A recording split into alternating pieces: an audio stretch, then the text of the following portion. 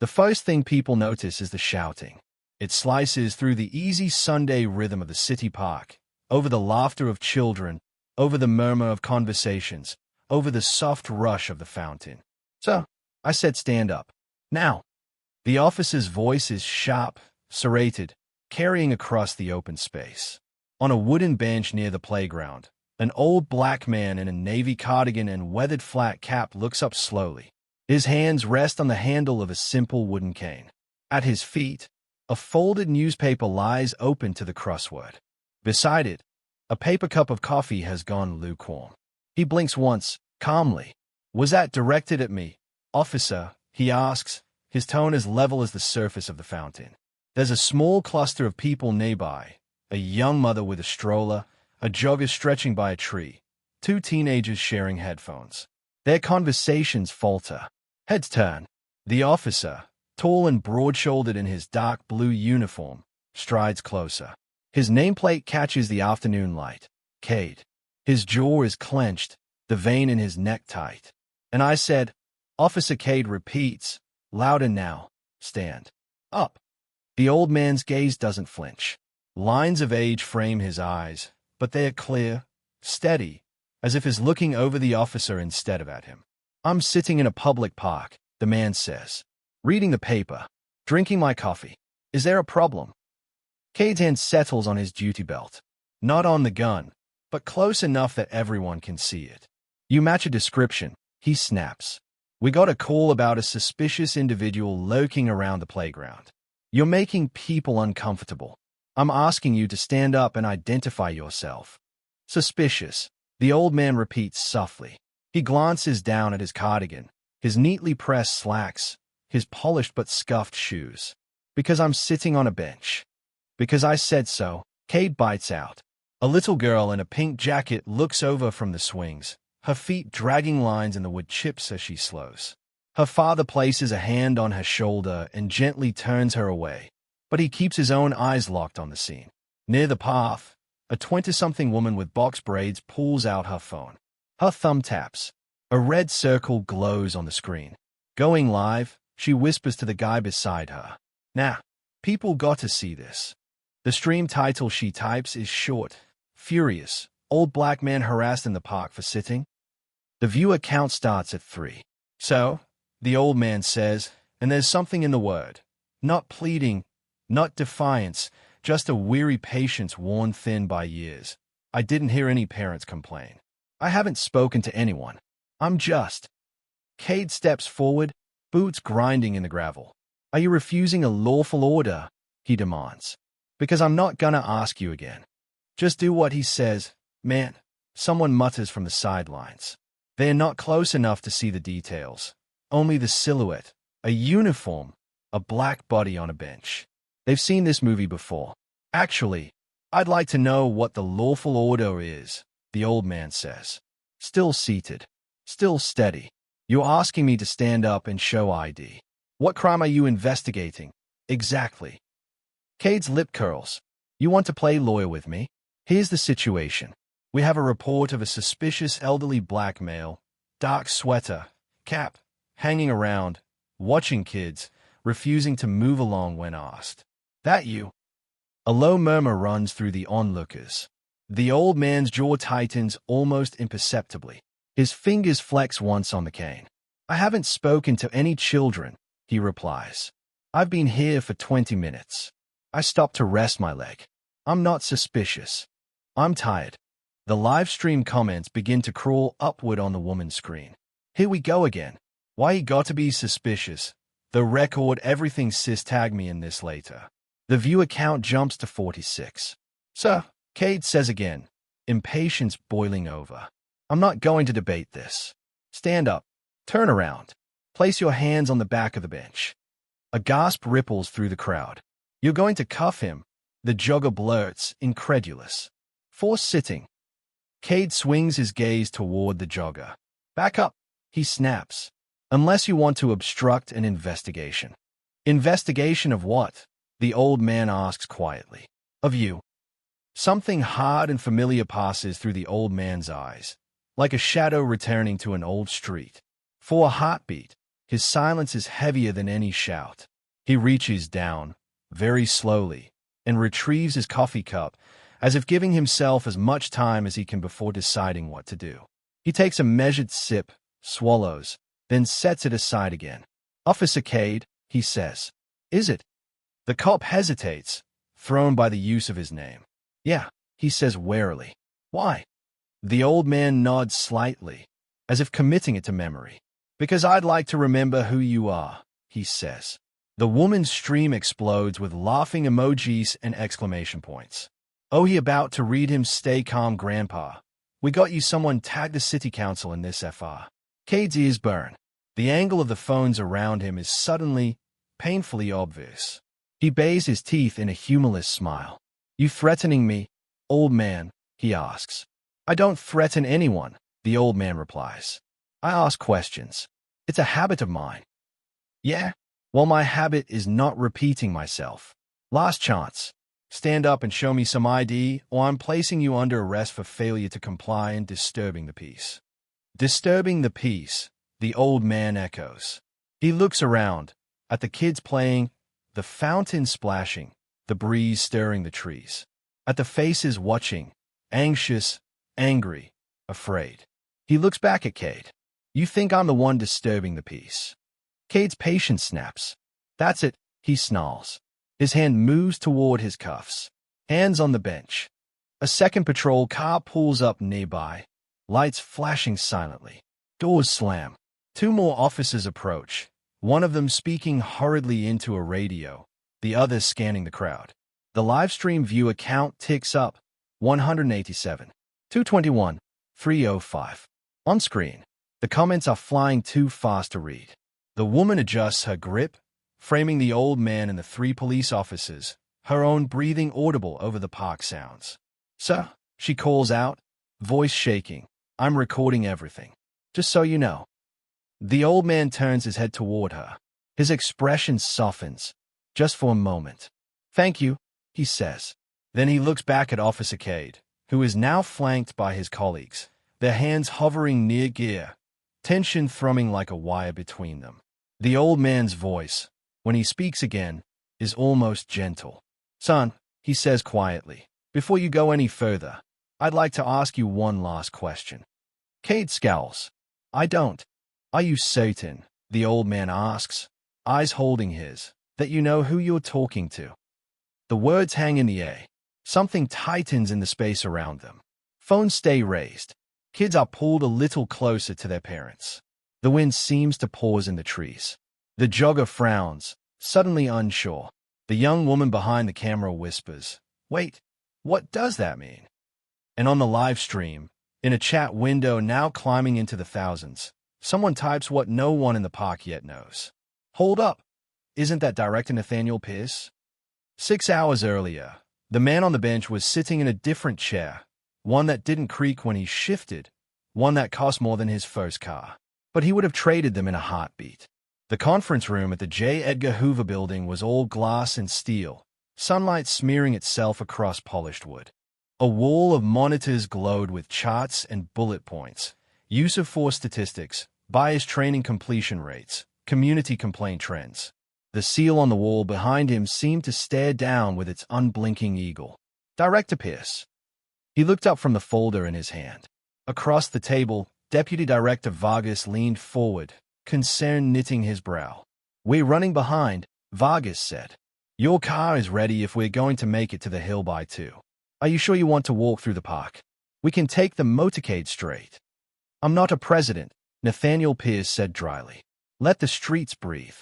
Vargas gave a faint smile, but it didn't reach his eyes. "It's not the streets I'm worried about, sir," he said. Nathaniel slid the folder closed, fingers resting on the thick paper. His ring, a simple gold band, dulled by decades of wear, glinted in the room's white light. "I'll be fine," he said. "We've got 90 minutes. The park's on the way. I need air more than I need tinted windows." He rose, feeling the familiar twinge in his left knee. Old football injury, older now than some of the agents who called him sir. He took his cane from where it leaned against the chair. Out in the corridor, agents and staff moved with purposeful speed, files and tablets in hand. Some nodded as he passed. "Director." "Morning, sir." "Good morning, Director Pierce." He responded with a nod, a small smile each time. He'd never gotten used to the title wrapped around his name like a hard casing. To his mother, back in Atlanta, he was still Nate. To his grandchildren, he was Pop. To every kid who ever watched a black man in a suit step out of a government car and thought, "That could be me," he hoped he was something else entirely. He reached the elevator, and as the doors slid closed, his reflection stared back at him. Dark brown skin creased by age, close-cropped gray hair at his temples, dark eyes that had seen too much and yet refused to look away. The suit, midnight blue, tailored, fit as though it had grown there. The tie was understated, the knot perfect. He looked every inch the top law enforcement official in the country. He did not look like the man he would be in the park later. Cap pulled low, cardigan instead of jacket, badge tucked out of sight. He'd spent his whole life learning how to inhabit both skins. The elevator hummed downward. He remembered another room, smaller, dimmer, in a different decade. He was 19, sitting on a folding chair in the back of a community center, listening to an ex-cop talk about how the system wasn't broken. It was working exactly as designed. He remembered the grind of anger in his chest, the helplessness of watching friends get slammed against walls for nothing, the way his father's hands had shook the day he'd gotten pulled over for fitting a description that seemed to include every black man they knew. He remembered making a choice. If the system was designed, someone had designed it. If it could be built, it could be rebuilt. But not from outside the house, shouting through a locked door. So he'd studied, harder than he thought his brain could take. He'd taken exams, endured academy instructors who assumed he'd wash out, stared down recruits who thought they were better because of the schools they'd gone to or the hands that had opened doors for them. He'd walked beat as a young agent in cities where neighbors stared at his badge like it was a betrayal. He'd sat across from mothers clutching tissues worn to shreds, promising to find out what happened to their sons. He bit his tongue in rooms where men joked about urban problems, waiting for the moment when he'd be in a position not just to answer, but to change the entire conversation. Decades later, he had that position, and yet his hands still shook sometimes when he thought about how much damage could be done by one man with the wrong mindset and a badge. The elevator doors opened to the lobby. His executive assistant, a brisk woman in her 40s named Karen Choi, was waiting with a tablet. "Sir, your notes for the House Oversight hearing are loaded onto the car tablet," she said. The president's liaison called to confirm they'll be watching live. "Your talking points on community oversight and bias training are in the yellow folder. And your grandson texted to remind you not to blow up on live TV because his friends are watching." Nathaniel's mouth twitched. "Tell him I'll do my best," he said. "Already did." Karen allowed herself the smallest hint of a smile. Then the professional shield slid back into place. "You're sure about walking?" "I'm sure. You'll at least take an agent with you." "I'll take my cane," he replied. "You and Vargas worry too much." "Someone has to," she said. "At least take your phone. Notifications are on silent, but I can ping you if schedules shift." She pressed the device into his hand. On the screen, a calendar reminder glowed. House Oversight Committee hearing, 2 p.m.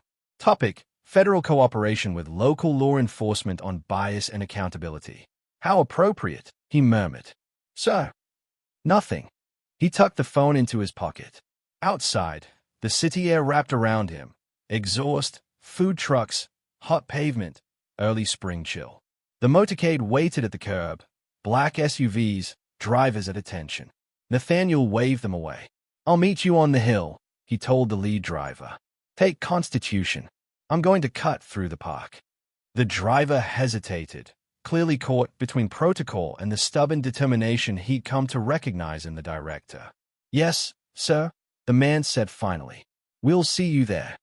Nathaniel set off down the sidewalk, his cane ticking softly with each step. He moved slower than he once had, but there was steadiness in his stride. He liked walking. You could hear things you didn't hear behind glass, snippets of conversation, the way the city breathed. Even a man who oversaw thousands of agents needed reminding of what he was actually serving. The park opened ahead, a green rectangle cut into the concrete. Families clustered around the playground. A man tossed a frisbee to a golden retriever.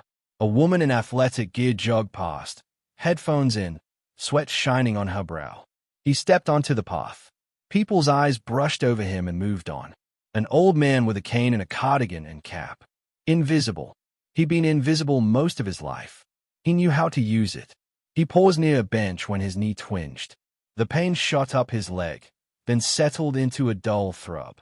He lowered himself carefully onto the wood, exhaling as the weight left his joint. His phone buzzed once.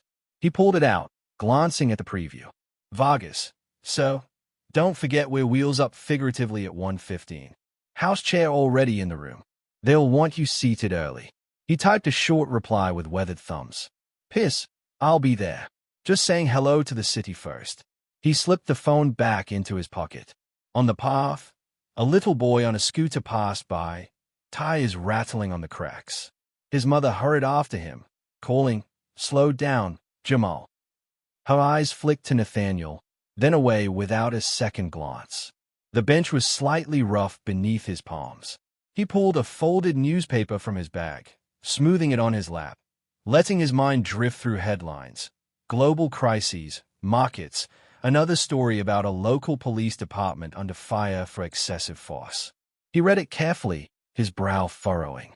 Pictures of protests, statements from the chief, words like isolated incident and we are committed to reviewing our policies. He'd heard it all before.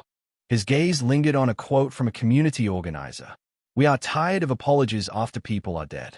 We want accountability before someone pulls a trigger, not after. He felt the weight of that sentence settle on his shoulders. He'd spend the afternoon talking to Congress about exactly that. Then reporters would dissect his tone, whether he'd been sufficiently outraged or too diplomatic, whether he'd blamed local departments or taken responsibility himself.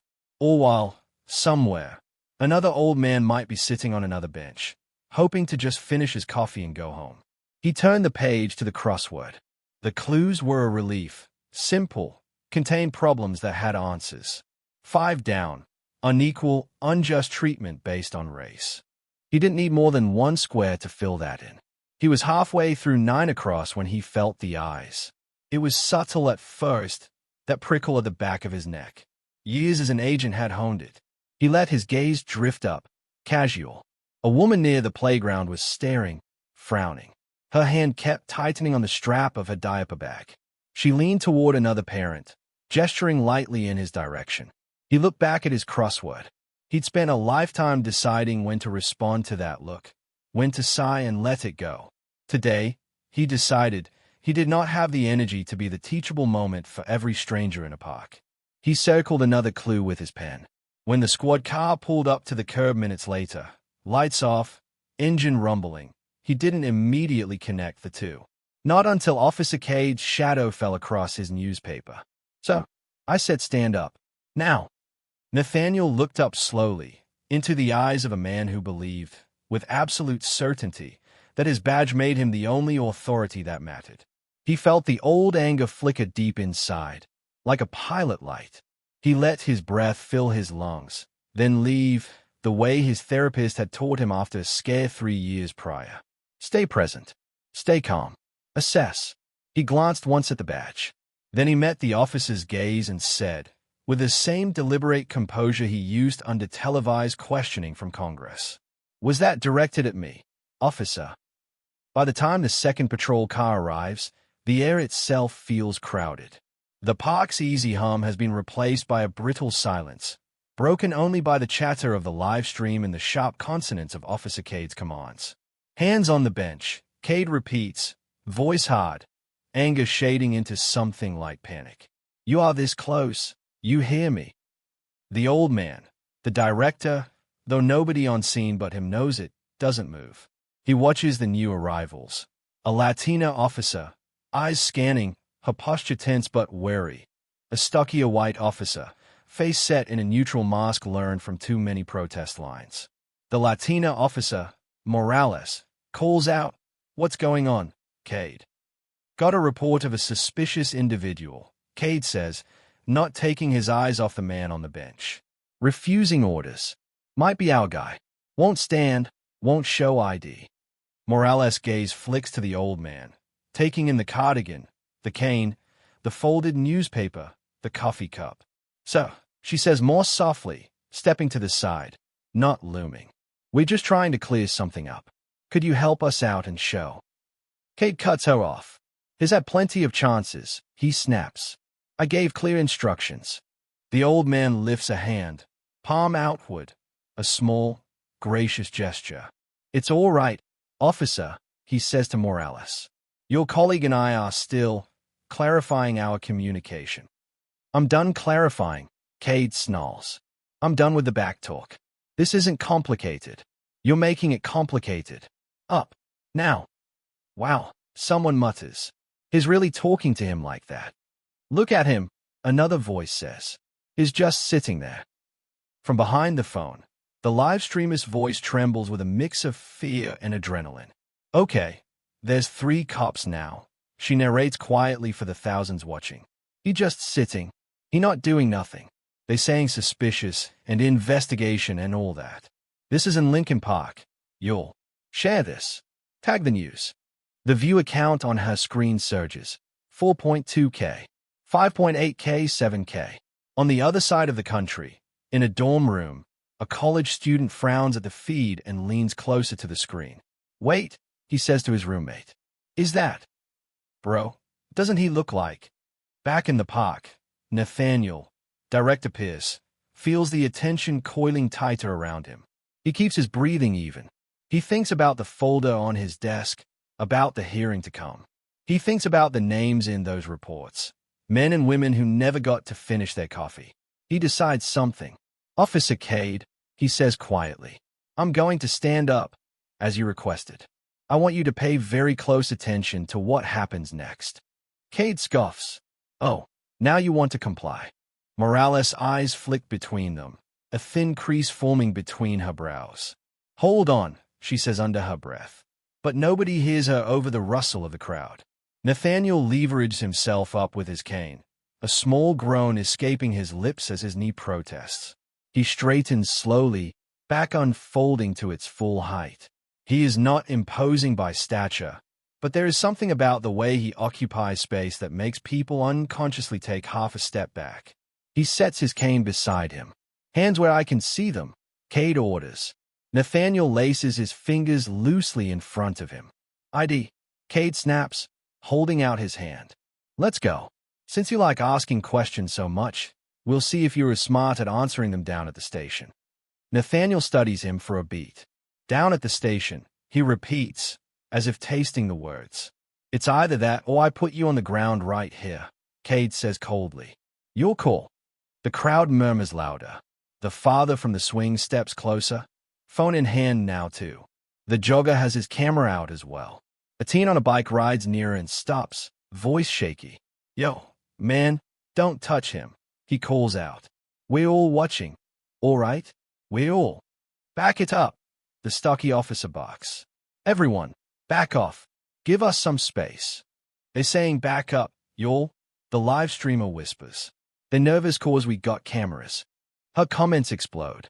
Name this cop somebody tag NAACP-DC. Where's this exactly? Old man got more composure than I ever would. Cade wiggles his fingers impatiently. ID, he repeats. Unless you want me to search you. Nathaniel lets out a slow breath.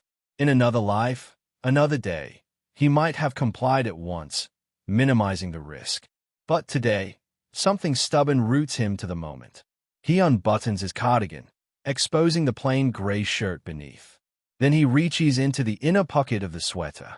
Morales' hand goes instinctively toward her own weapon. Sir, slow. It's my wallet, he says calmly. Nothing more. He draws it out, a worn leather billfold, edges darkened by years of use. To anyone watching, it looks aggressively ordinary.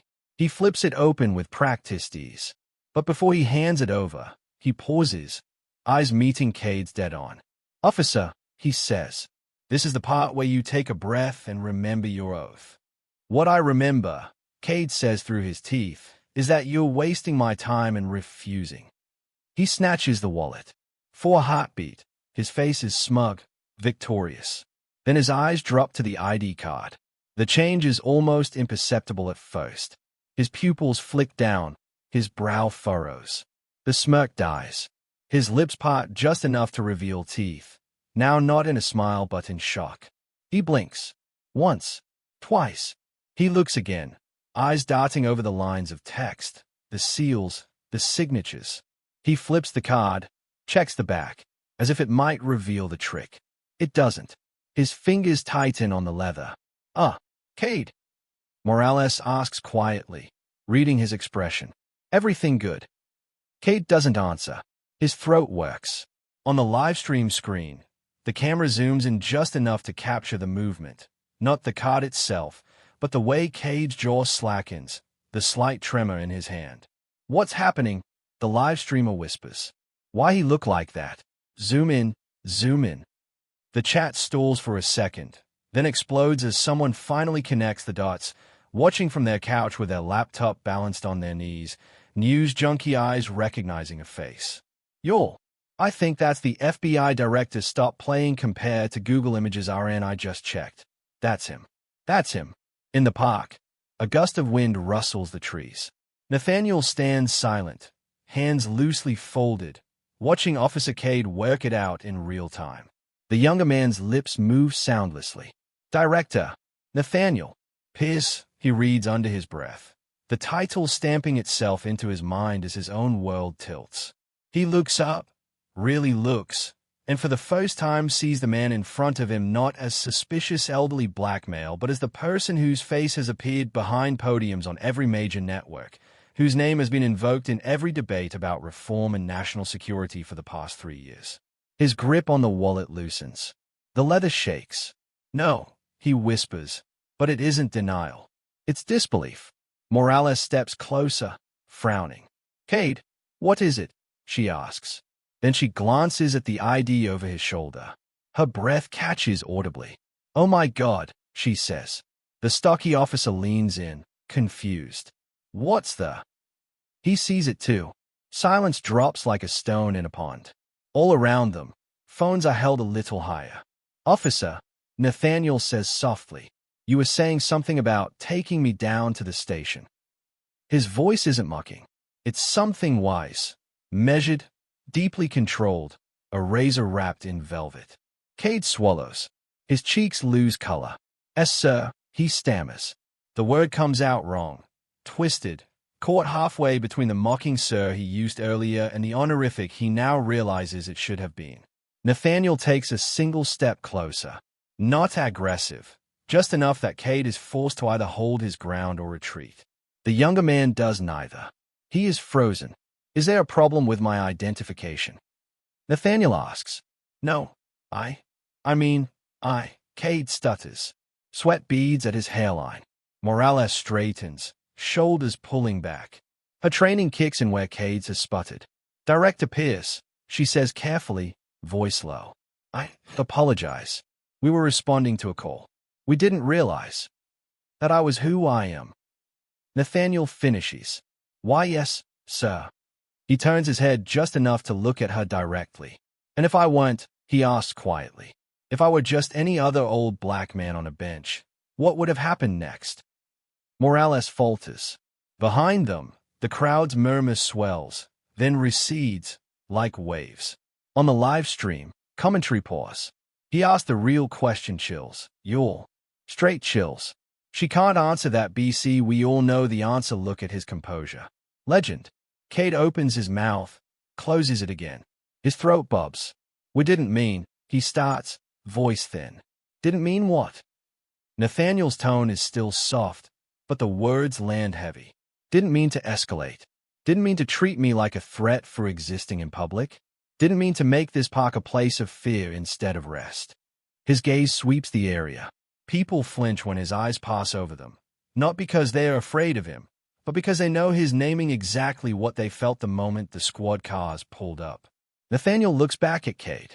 I have asked men your age, he says slowly, to walk into buildings on fire, to chase armed suspects down dark alleys, to sit for hours with victims of horrible things and not look away. The badge you wear is a symbol of that trust. Today, You decided it was a license to bully a stranger for the crime of reminding you of your own biases. The words are calm. They land like blows. Cade flinches. Behind him, the stocky officer shifts, ashamed. Director Pierce, Morales begins. He raises a hand, and she falls silent. Officer Morales, he says, when you arrived, what did you see? She swallows. A man on a bench, she replies. Older, black, resting. And what did you do? She hesitates. I deferred to Cade, she admits. He was first on scene. Nathaniel nods slowly. Understandable, he says. Chain of action. You're a team. You trust your partner. I built a whole career on that principle. He lets the sentence hang a second. But understand this too, he continues, voice soft. Silence is also a choice. You saw something that didn't sit right in your gut. I saw it in your eyes. Yet you stayed quiet until the title on my identification card made speaking up safe. Morales' cheeks flush. I'm sorry, sir, she says. Sorry, he repeats. He looks down at his wallet, still trembling in Cade's hand, then reaches to take it back. His fingers are steady. He tucks it calmly into his pocket. You're not apologizing to me, he says. At least, not just to me. He gestures with his cane at the arc of cameras and faces around them. You're apologizing to all of them. The live streamer's phone picks up every word. Her audience now over 20,000 and climbing. In living rooms and buses and break rooms across the country, people watch the scene in stunned silence, listening to an old man in a cardigan dismantle a moment of everyday injustice with the precision of a surgeon. In a newsroom not far away, a producer frowns at their monitor, fingers flying over a keyboard as they yell to a colleague. Get this on air now. That's Pierce. That's Director Pierce in that video. In the park, Officer Cade seems to shrink. He looks around, taking in the faces, the phones, the quiet fury. It's like waking from a dream to realize you've been sleepwalking toward a cliff. He says, voice breaking. I didn't know who you were. Nathaniel's eyes are tired, but they are not cruel. That's exactly the point, he answers. You weren't supposed to need to. The breaking point comes not with a shout, but with a radio crackle. Unit 3-2, dispatch. A voice squawks over Morales' shoulder. MIC, be advised, we've received a call from federal contacts. They are inquiring about an interaction with Director Pierce. Can you confirm? Every eye swings to the little black box on her shoulder. Morales fumbles for the transmit button. Dispatch, 3-2, she says, voice tight. Stand by. She looks at Nathaniel. There's no doubt left. The universe itself has put the confirmation on speaker. Oh my God, whispers the jogger. It really is him. The live streamer's comments go nuclear. Feds just called the local cops. LMAO, he really had the hotline. This cop's career just evaporated on live. Clip this. Clip this. Clip this. Nathaniel takes in the sound of his title over the local frequency, the scramble of panic behind the dispatcher's controlled tone. He'd ordered his staff not to hover while he walked, but he never told them not to watch. Somewhere, he knows, Karen's tablet is lit, Vargas' jaw is set, and half a dozen field officers are now seeing what he's seeing, a small moment that represents a much larger rut. He turns back to Cade, whose hands are shaking openly now. Officer, he says, what was your plan? Before you saw my ID. Before the radio chirped my title. Cade's mouth works. He can't find the script. The words he used minutes ago, suspicious, failure to comply, take you down to the station, evaporate now that their target is a man whose name sits ahead of his in every law enforcement chain of command. Nathaniel doesn't let him off the hook. Would you have arrested me? He asks. Would you have put me in cuffs? Pushed me against the car? Called for backup because an old man asked you to explain yourself? Cade's eyes dart away. We got a report, he whispers weakly. We have to respond to reports. Nathaniel says softly. Yes, the report. He lifts his gaze to the woman near the playground, the one who'd been staring earlier, fingers tight on her diaper bag strap. She flushes beet red, realizing the spotlight has turned to her. You called? He asks gently. She hesitates, then nods. shame creeping into her posture. I didn't recognize you, she stammers. I saw you watching the kids, and you didn't look like you belonged. And I thought better safe than sorry. Did I speak to your child? Nathaniel asks. No, she says. But you were just sitting there, alone. And nowadays, you never know who might. Indeed, he says quietly. Nowadays, you never know. He doesn't drive the point home. He doesn't need to. The weight of what she's implied hangs heavy enough. He turns back to the officers. Do you see how this works? He asks. A stranger calls and says, that black man over there makes me uneasy. Without asking a single follow-up question, you arrive, decide my existence is reasonable suspicion, and threaten to arrest me if I don't obey your every word without question. Morales swallows. I should have asked more, she murmurs. I should have de-escalated. Nathaniel nods once. That's what your training is supposed to be for, he says. But training doesn't overwrite what you really believe about who belongs where, and who is dangerous just for sitting in a place like this. Cade's voice cracks. I swear, I'm not racist, he blurts. I treat everyone. Nathaniel raises an eyebrow. The way you just treated me, he asks. Cade falls silent. It's not about whether you burn crosses on weekends, Nathaniel continues. It's about whether, in the quiet of your own assumptions, you see an old black man in a park and your first thought is threat instead of neighbor. The words sink into the ground. Somewhere behind him, a child begins to cry, not understanding why the grown-ups are all so tense. Their mother shushes them, eyes never leaving the scene. Nathaniel takes a breath. His chest feels heavy, but his voice remains steady. I'm not going to have you arrest me, he says.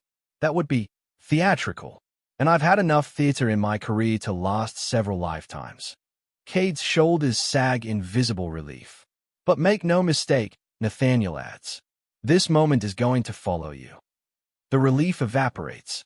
He lifts his cane, pointing not at the officers, but at the lenses pointed back at them. It's already left this park, he says. It's on 1,000 screens right now. People who have never set foot in this city are watching how you speak to someone you believe has no power, how you treat someone you think no one will believe over you. On the live streamer's phone, the comment feed blurs into a single river of outrage, support, and dark humor. He said what he said. This is why we say record everything. Put this in every training program. Director Pierce giving a masterclass in calm drag. Nathaniel shifts his weight, his knee aching, but he doesn't sit. I have spent a lifetime in law enforcement, he says. I've worked with brave, honorable officers who ran toward danger while others ran away. I've lost colleagues in ambushes and in accidents. I've consoled families who will never again hear a uniform walk through the door. I know the best of this profession. I know its potential for courage and service. His eyes harden, and I know its capacity for arrogance, cruelty, and abuse. Cade's chest rises and falls faster now. He looks like a man standing in the wreckage of his own choices, just beginning to realize the scale. From somewhere at the back of the crowd, a voice shouts, "Fire him." Others take up the chant, "Fire him! Fire him!" Nathaniel lifts his hand, and the chant falters.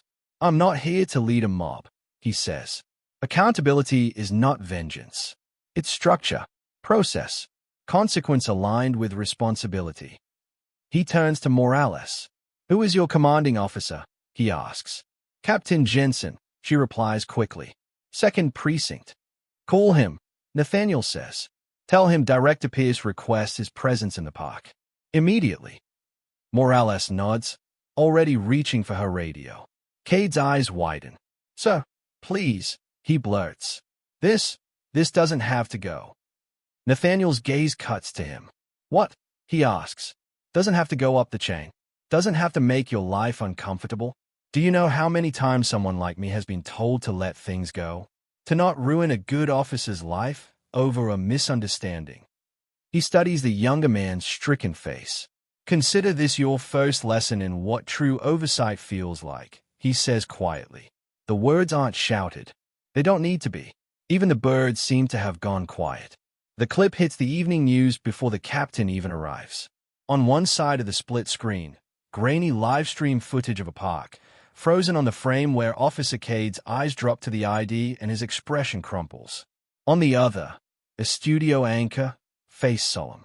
Tonight, she says, viral video captures a tense encounter in a D.C. park between local police and the director of the Federal Bureau of Investigation, who appears to have been stopped and threatened with arrest while simply sitting on a bench. Screens on bar walls, hospital waiting rooms, and living rooms flicker with the scene as anchors roll the tape again and again. Analysts scrub through frame by frame, and chirons scream. FBI director profiled. You think I'm the one disturbing the peace? Small incident, big questions. In the quiet of his office later that night, Nathaniel watches just long enough to confirm the facts aren't being twisted beyond recognition, then mutes the TV. He's tired in his bones. Karen stands by the door, tablet in hand. Captain Jensen called again, she says softly. He apologized. Again, he wanted to know if you consider a joint press conference. Nathaniel sighs. Of course he does, he murmurs. The optics. Internal Affairs has already opened an investigation into Officer Cade, she continues. He's been placed on administrative leave pending review. Officer Morales and Officer Turner will be interviewed as witnesses. The department issued a preliminary statement saying they regret any distress caused and are committed to fair and impartial policing. He lets his head tilt back against the chair. Stock phrases for a crisis binder, he says. Yes, sir. Any word from the Hill? They would still like you to testify, she says. In fact, they're even more eager now. Some of the representatives asked if you'd be willing to speak directly about the incident in the context of bias in law enforcement. Nathaniel laughs once, humorless. Oh, I'm sure they did, he says. Nothing like a headline to spice up a hearing. He falls silent. On the muted TV, a pundit's mouth moves animatedly, a graphic behind them showing poll numbers about trust in law enforcement. So, Karen says cautiously, this could be an opportunity. For what? He asks. To become a symbol. To let them turn this into FBI director versus the rank-and file.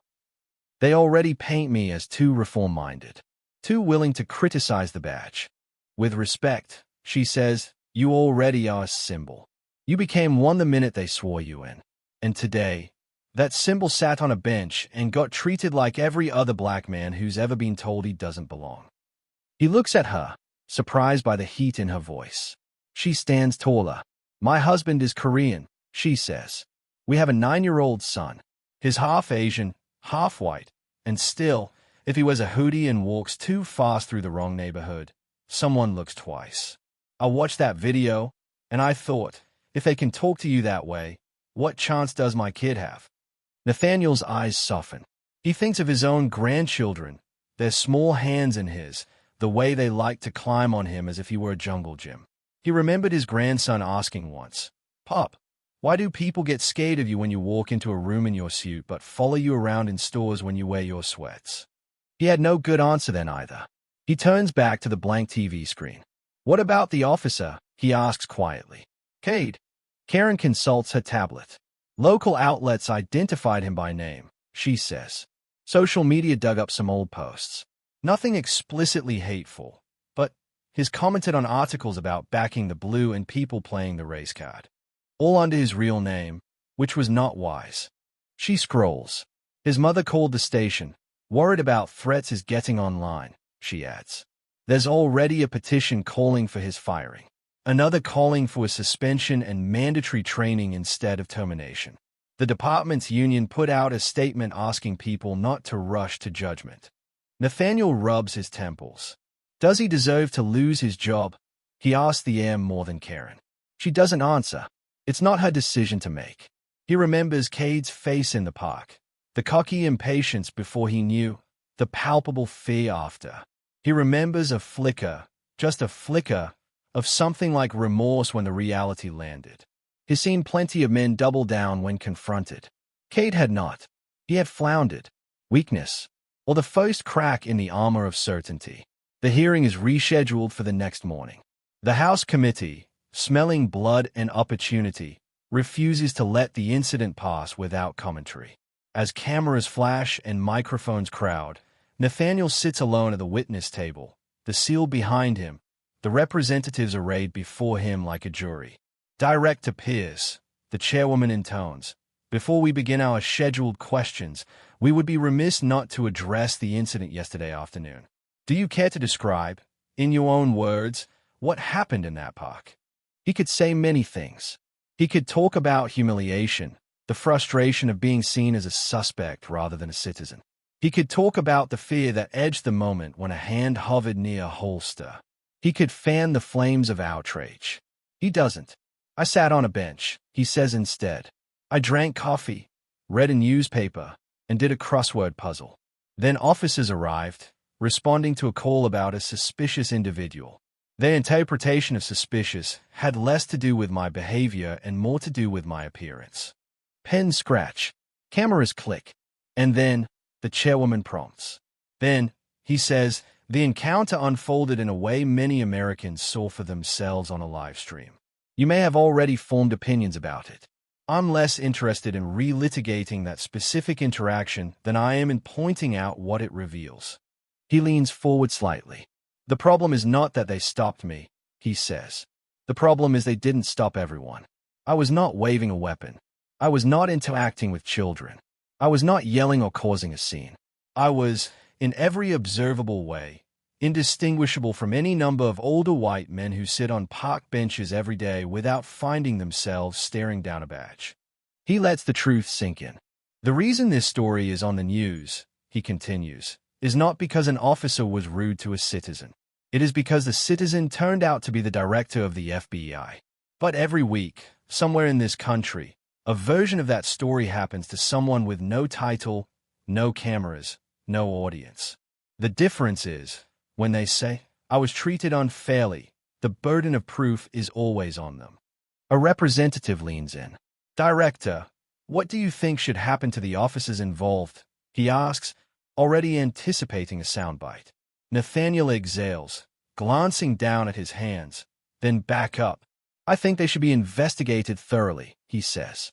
I think their training, their records, their complaint histories should all be reviewed.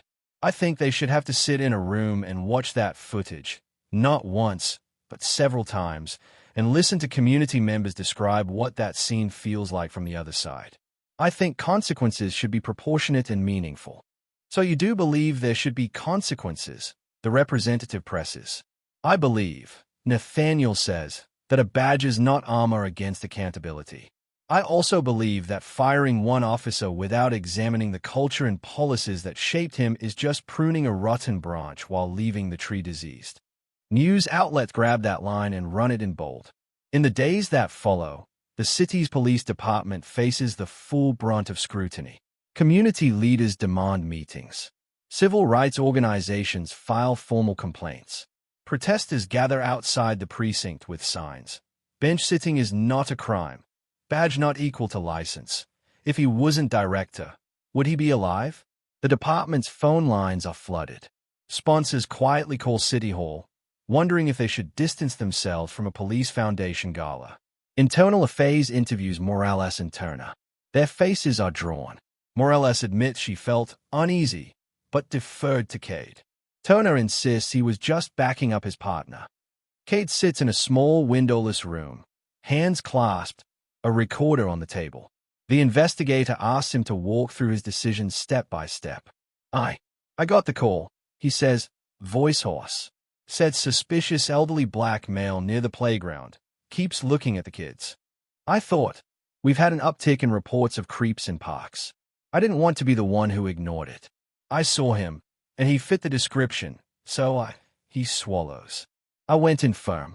I thought if I showed any weakness, he might run. Oh. Did he do anything to indicate he was dangerous? The investigator asks. Cade gropes. He questioned me. He pushed back. Verbally.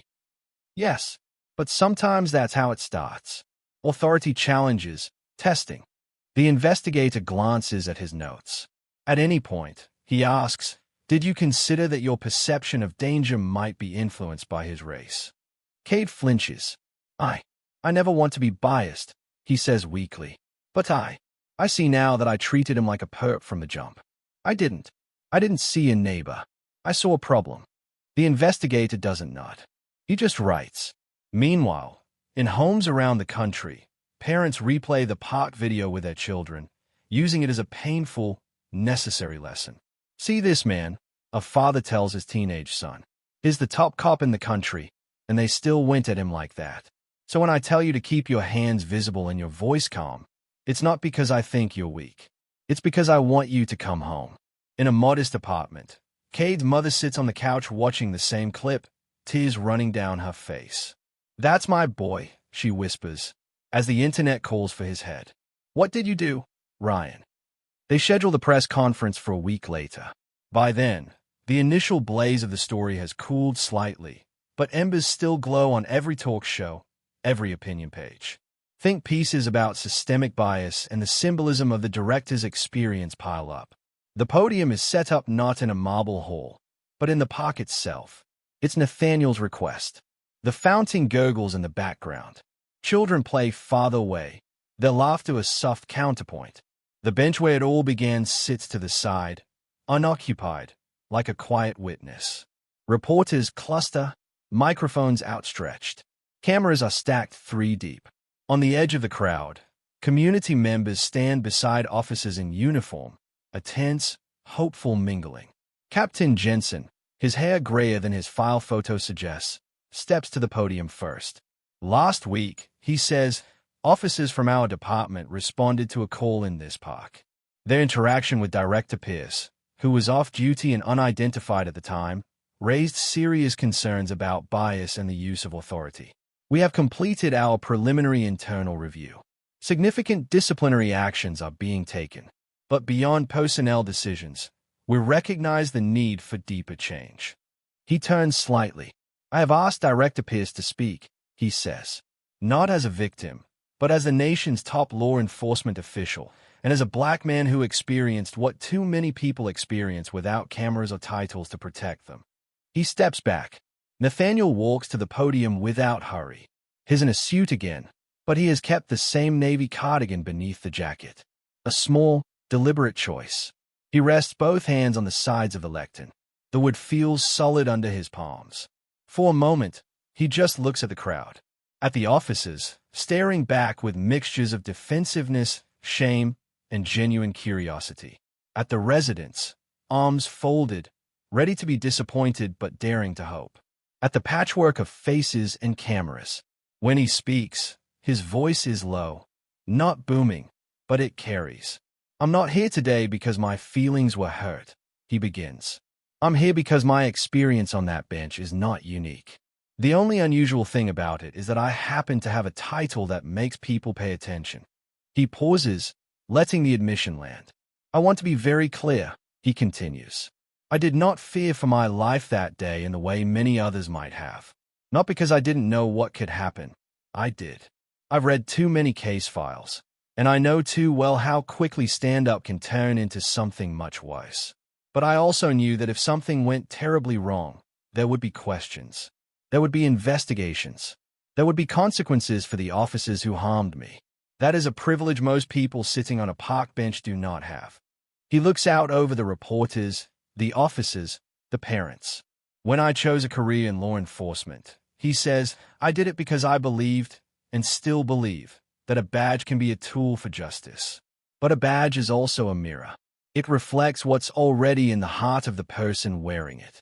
If that heart holds fear, contempt, or unexamined prejudice, the badge does not purify those things. It amplifies them. Murmurs ripple through the uniformed cluster. These officers did not wake up that morning wanting to harm an old man, Nathaniel goes on. But they woke up in a culture that too often teaches them to equate blackness with danger, assertiveness with threat, and questions with defiance.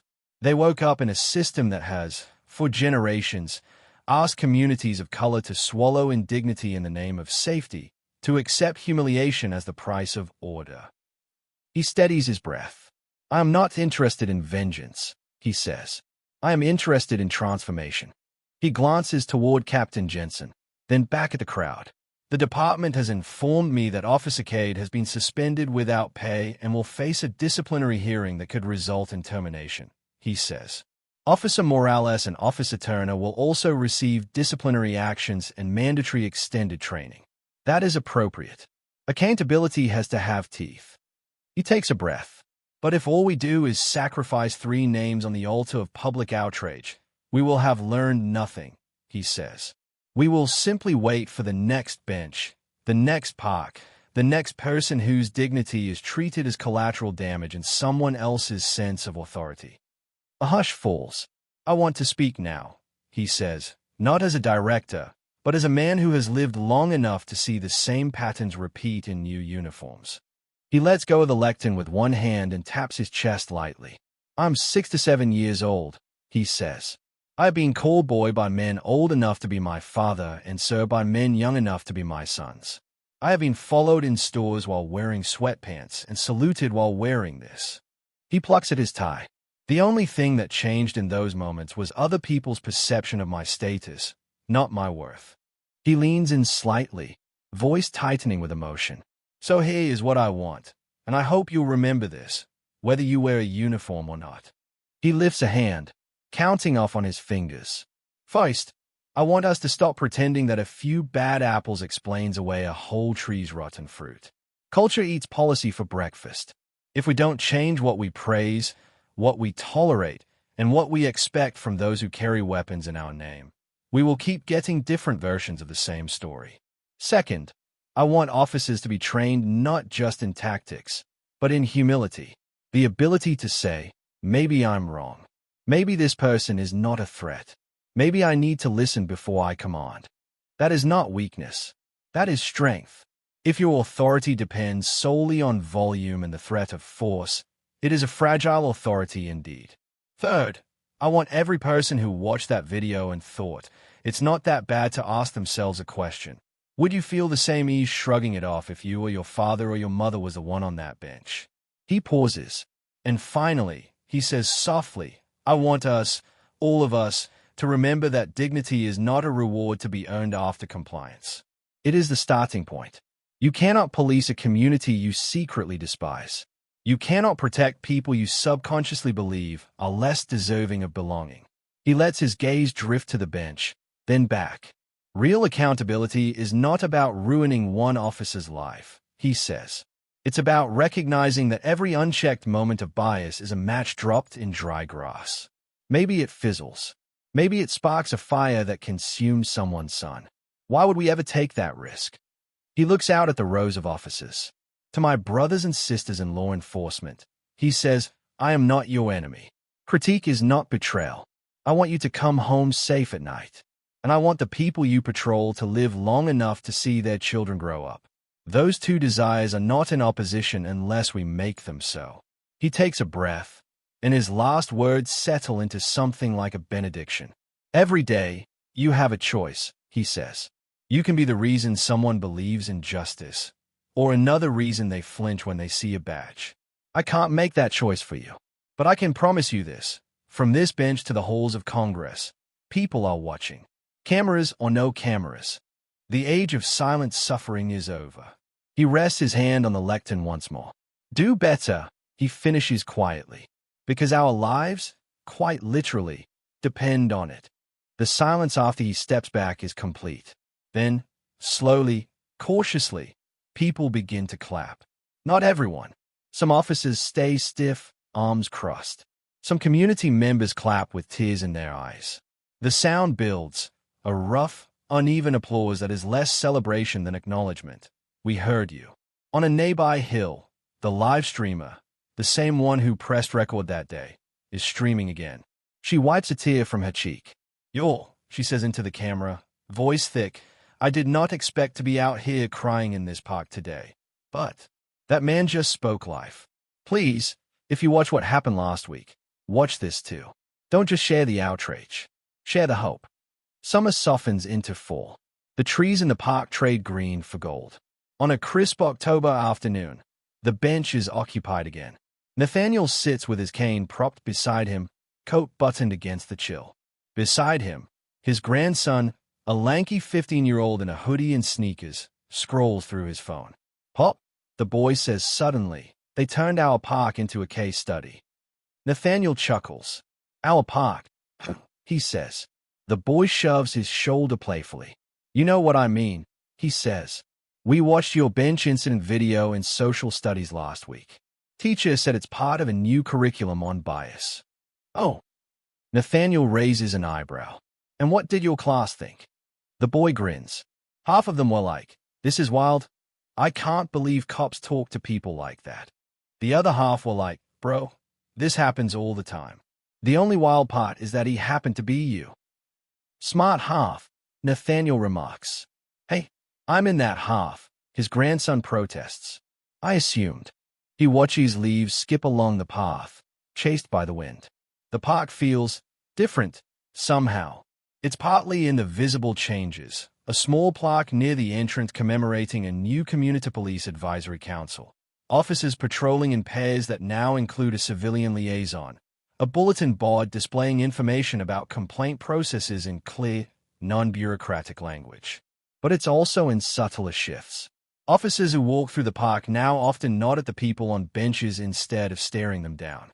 Some stop to chat with kids, not in a performative way for cameras, but with a halting awkwardness of people learning new habits. The woman who called the suspicious report that day joined a neighborhood dialogue circle. She and Nathaniel sat across from each other once, their conversation stilted but honest. He didn't absolve her, but he listened. She didn't defend herself, but she explained. It was messy and human. Officer Morales requested a transfer to community engagement. She shows up at local high schools now, talking about de-escalation and admitting, on stage, sometimes the hardest part is realizing you stayed quiet when you should have spoken up. Officer Toner took early retirement. As for Cade, Nathaniel sees him sometimes. Not in uniform. As part of his disciplinary agreement, he avoided termination but accepted a year-long unpaid suspension, mandatory counseling, and intensive bias and de-escalation training. He also volunteers twice a week at a youth center, as required by the department's new restorative justice initiative. The first time Nathaniel saw him there, refereeing a pickup basketball game, both men froze. Cade's hair was longer. His shoulders slumped more. He walked over slowly, hands visible. Director Pierce, he said quietly. Oh, Nathaniel. Director is fine, Nathaniel replied, but his tone wasn't harsh. I just wanted to say, again. Cade swallowed. I'm sorry. I know it doesn't undo anything. But that day, it shook me. I've been sitting with it. With myself. My therapist says I have to learn to sit with being wrong without dissolving into defensiveness. Nathaniel studied him. Your therapist is wise, he said. Cade gave a weak smile. I don't expect forgiveness, he said. But I'm trying to be less dangerous. Nathaniel had nodded once. Keep trying, he said. That's the only metric that matters now. Now, months later, sitting on the bench with his grandson, Nathaniel watches a patrol car cruise slowly past the park's edge. The officers inside look out, scanning. One sees him, does a double take, then gives a small, respectful nod before driving on. His grandson notices. You get recognized more now, the boy says. It's the internet, Nathaniel replies. Nothing vanishes there. Not the things you're proud of. Not the things you'd rather forget. His grandson looks at him sideways. Do you ever wish that day didn't happen? He asks. Like, you could have just had your coffee in peace. Nathaniel thinks about it. He thinks of how his heart had pounded when the hand moved toward the cuffs. He thinks of the sick weight in his gut when he realized how easily it could have gone another way. He thinks of the flood of messages from strangers after, some grateful, some angry, some saying, now you see. He thinks of the advisory council meetings, the awkward but real apologies, the small policy changes that add up like drops in a bucket, revised dispatch scripts that require more detailed descriptions than suspicious, mandatory check-ins when officers draw their weapons, even if they don't fire, listening sessions built into training. He thinks of young people in classrooms watching his face on a screen, hearing him say, dignity is not a reward for compliance. He thinks of his own grandson beside him, tall and growing, moving through a world that will still see his hoodie before his eyes. Finally, he shakes his head. I wish it didn't need to happen, he says. But given that it did, I'm grateful we built something out of it besides bitterness. His grandson nods slowly. Mom says you turned a microaggression into a macro lesson, the boy says. Nathaniel laughs. Your mother always did have a way with words, he says. They fall into a comfortable silence. A little girl runs past chasing a bubble, shrieking with laughter. Her father Lopez after her, grinning. For a brief moment, nothing about the scene is charged or symbolic. It is just a park, at peace. Nathaniel's phone buzzes in his pocket. He pulls it out. A notification from the Bureau. Reminder, meeting with National Police Chiefs Association. Topic, implementing bench incident guidelines nationwide. He huffs a soft laugh. Bench incident, he mutters. I should have trademarked it. His grandson peeks at the screen. They're really naming policy after you sitting down. He snickers. Apparently, Nathaniel says. You never know what'll become your legacy. The boy sobers, then asks, You gonna keep doing this? All the speeches and hearings and stuff. Until they pry this cane from my hand, Nathaniel replies. Or until the job is done. His grandson tilts his head. Do you think it ever will be? He asks. The job? Nathaniel smiles softly. Justice is less a destination and more a direction. We keep walking toward it. Some days we make a little progress. Some days we stumble backward. But we don't stop walking. His grandson considers that, then nods. Then I'll walk with you, he says simply. Nathaniel's throat tightens. That, he says, is the best retirement plan I could ask for. They sit together as the sun leans west, watching the park hold its small dramas and joys. The bench under them is just wood and metal, and also something more now, at least to them. A reminder that sometimes, refusing to stand is its own kind of stance. By the time the anniversary of the park incident rolls around, the original video has been watched tens of millions of times. It lives in comment threads, in lesson plans, in training seminars. It's cited in academic articles and shouted about on late-night shows. It's faded from some people's memories and seared into others. Nathaniel doesn't rewatch it. He doesn't need to. It's burned into his mind, not just as a personal moment, but as a mirror held up to a country still struggling to see itself clearly. One evening, after a long day of meetings, he sits alone in his office. The city glows beyond the window, a scatter of lights. On his desk, a small stack of letters waits. Not official correspondence, but handwritten notes that someone on his staff filtered and left for him, knowing he still believes in ink on paper. He opens one. Dear Director Pierce, it reads. I saw your video in my criminal justice class. I used to want to be a cop because I thought it meant power. Now I want to be one because I saw you hold power without losing your humanity. I want to be the officer who sees the man on the bench as a neighbor, not a threat. He sets the letter down, touched. He opens another. My father was stopped like you were, except he didn't have a badge to protect him. He still flinches when he sees a patrol car. Watching you stay calm gave him some peace. Thank you for using your title to shine a light. He leans back, eyes closed briefly. He knows there are other letters he'll never see, written only in the quiet of people's minds. I used to shrug this stuff off. Now I think of that old man's question. Are you sure you know who you're talking to? And I realize I rarely do. Eventually, he turns off his office light and steps into the hallway, cane tapping a familiar rhythm. As he walks, he thinks about all the faces wrapped up in that one afternoon. Cade's trembling hands, Morales' ashamed eyes, the live streamer's steady grip, the mother at the playground, the children who will grow up in a world ever so slightly shifted by a man who refused to stand when told, because I said so. He thinks about you, though he doesn't know your name. You, reading or watching or hearing about this story, sitting somewhere that might be a subway car, a bedroom, a break room, a campus lawn. You, with your own private benches, the places where you rest, or where you've been made to feel like you don't belong. He knows he's just one man, one title, one cane, one bench. But he also knows that change doesn't only come from podiums. It comes from the tiny, inconvenient questions people ask themselves when no camera is pointed their way. So he would ask you, if he could stand in front of you for just a moment, cane in hand, eyes steady, When you see someone in a space you've silently decided belongs to you, a park, a neighborhood, a workplace, a country, what's your first instinct? Is it curiosity, compassion, indifference, or is it suspicion? And if a badge, a uniform, a title were placed in your hands tomorrow, whose dignity would you be tempted to treat as optional? The story of a cop and an old man on a bench has already been told. It can't be unwritten. But the story you write the next time you feel that prickling discomfort, that urge to dial a number or look the other way, that story hasn't been written yet. So the question is simple, and not simple at all. When it's your turn to decide who belongs, who is dangerous, who is worth listening to, what will you do? And maybe, just maybe, who will be watching you when you do it?